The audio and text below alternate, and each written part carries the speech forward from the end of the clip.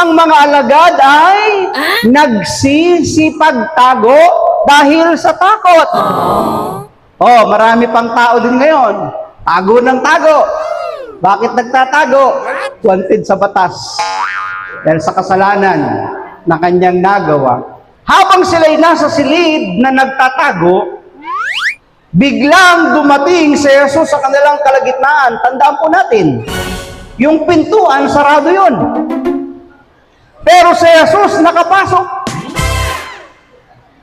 Hindi ba minsan kapag may matindi tayong problema, naghahanap tayo ng mapagtataguan? Pero si Jesus tumagos sa pader. Kahit anong gawing pagkukulong ng kanyang mga alagad, si Jesus ay tumagos sa pader. Bakit? Kasi ang katawan ng ating Panginoong Jesus ng mga panahon na yon ay glorified body na. Bumalik na yung kanyang likas na pagiging Diyos ng mga panahon na yon, kaya siya ay tumatagos.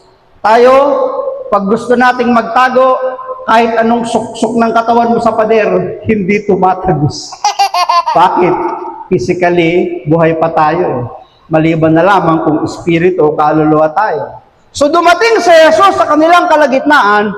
Nang si Jesus ay dumating sa kanilang kalagitnaan, tatlong bagay ang gusto ko pong ibigay sa inyo.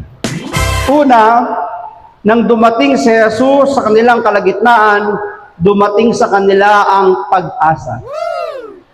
Nang dumating si Jesus sa kanilang kalagitnaan, dumating sa kanila ang kapayapaan. Nang dumating si Jesus sa kanilang kalagitnaan, dumating sa kanila ang kapangyarihan. Iisa-isahin natin yan. Ano yung una? Pag-asa. Ano yung kalawa? Kapayapaan. Ano yung ikatlo? Kapangyarihan.